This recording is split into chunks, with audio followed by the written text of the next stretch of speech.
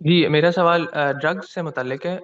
Drugs میں مختلف قسم کی ہوتی ہیں، جیسے اسٹیمولنٹس ہیں، ڈپریسنٹس ہیں، تو اس میں ذرا واضح کیجیے کہ کس طرح کی ڈرگس جو ہیں وہ حرمت کے دائرے میں آتی ہیں۔ فار ایگزامپل جیسے کیفین ہے، وہ اسٹیمولنٹ ہے، تو وہ مینٹل ایکٹیویٹی کو بوسٹ کر دیتی ہے، عام طور پہ چائے میں، کافی میں پائی جاتی ہے۔ اور اسی طرح کی ایک ڈرگ ہے میتھامفیٹامین، جس کو کرسٹل میتھ بھی کہا جاتا ہے، وہ بھی اسٹیمولنٹ کے طور پہ ایکٹ کرتی ہے، مینٹل ایکٹیویٹی کو بوسٹ کر دیتی ہے۔ اس کے بالکل اپوزٹ جو شراب ہے وہ ڈپریسنٹ ہوتی ہے، وہ مینٹل ایکٹیویٹی سلو کر دیتی ہے۔ تو اس میں پرنسپل کیا ہے؟ اور پھر اس کے متعلق اگر فالو اپ کوشچن ہوگا تو میں کروں گا انشاءاللہ۔ صرف وہ چیزیں حرام ہیں جن کی زیادہ مقدار استعمال کی جائے تو انسان کی عقل ختم ہو جاتی ہے، اور ان کی کم مقدار بھی ایڈکشن پیدا کرتی ہے۔ یہ چیز سامنے رکھ کے فیصلہ کیا جاتا ہے، یعنی اگر شراب زیادہ مقدار میں پی جائے تو اس سے نشے کی ایسی کیفیت پیدا ہو جاتی ہے کہ آدمی کو اپنے دائیں بائیں کا ہوش نہیں رہتا۔ اس طرح کی صورتحال ہے جس کو اسلام میں ممنوع قرار دیا گیا ہے۔ یہ بتایا گیا ہے کہ عقل کی بھی ہمیں حفاظت کرنی ہے، اس لیے کہ یہی تو خدا کی پہچان کا ذریعہ ہے، یہی دنیا میں انسان کا اصلی شرف ہے۔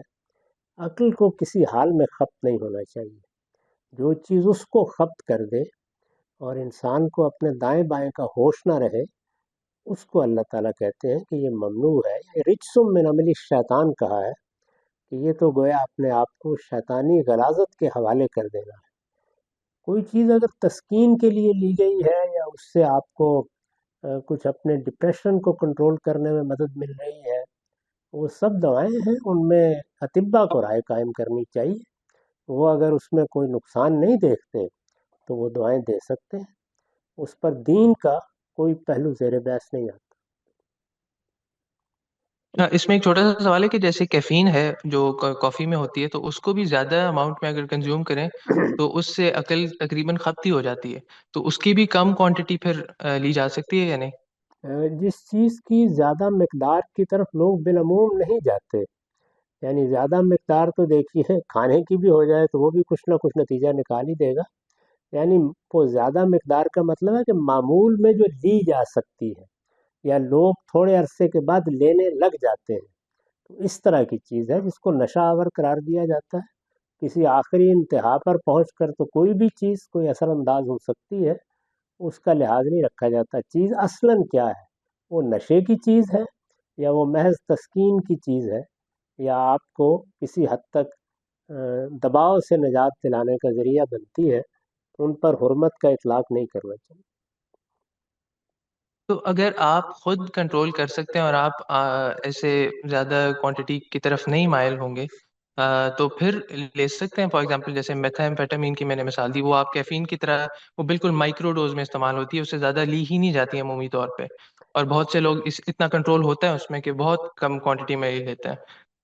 وہ اگر عام حالات میں تسکین کی دعا ہے تو لی جا سکتی، اگر اس کو اصلاً کوئی نشہ آور چیز سمجھا جاتا ہے تو پھر اجتناب کرنا چاہیے۔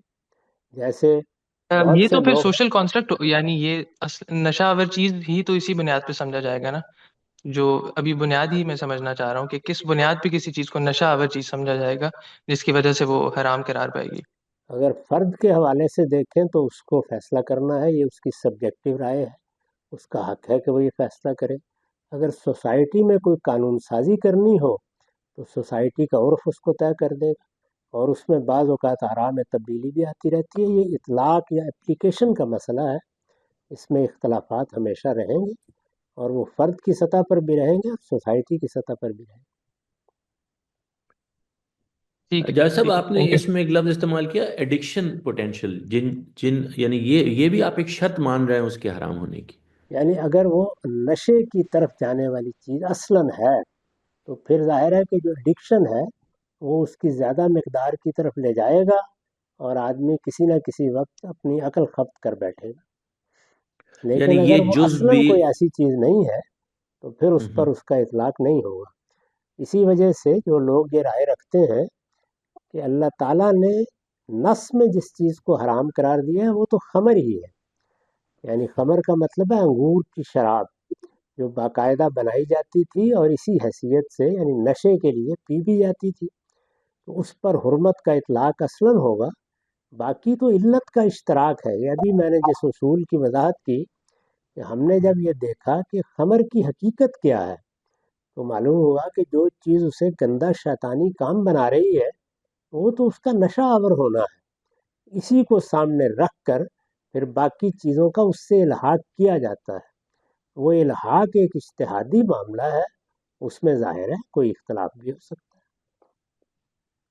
ہاں، لیکن آپ جب ایڈکشن کہتے ہیں تو اس کا مطلب یہ ہے کہ جس میں جسمانی یا ذہنی اس کی ڈیپینڈنس ہو جاتی ہے، جس کو چھوڑنے سے بہت مسئلے پیدا ہوتے ہیں. جی ہاں، لیکن وہ بعض اوقات ایڈکشن تو دیکھیے ایک درجے میں چائے کی بھی ہو جاتی ہے، کافی جی کی جی، بھی ہو جاتی ہے، لیکن وہ اپنی اصل کے لحاظ سے کوئی نشہ آور مشروب نہیں.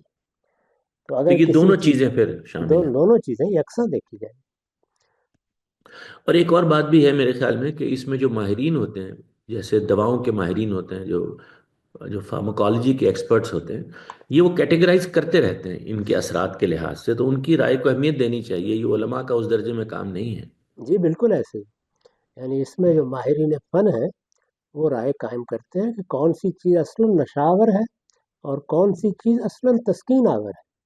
آپ کو یاد ہوگا کہ بہت سے لوگ کھانسی کے شربت کو ان کاموں کے لیے استعمال کر لیا کرتے تھے. تو یہ سب جی چیزیں جی، ایسے بالکل. ہو جاتی ہیں. اسی لیے وہ ہمارے ہاں کوڈین کے کھانسی کا شربت پاکستان میں نہیں ملتا، کیونکہ وہ نشے کے لیے لوگ استعمال کرتے تھے، حالانکہ وہ بڑا کارگر ہوتا ہے. یہ سب چیزیں تو ہو جاتی ہیں، لیکن اصلاً جو بات ہے وہ یہ ہے کہ ایک بندہ مومن کو ایسی ہر چیز سے بچنا چاہیے جو اصلاً نشہ کرنے والی ہے. اس کی چھوٹی سے چھوٹی مقدار سے بھی بچنا چاہیے کہ کہیں اس کی عادت اس کو وہاں تک نہ لے جائے.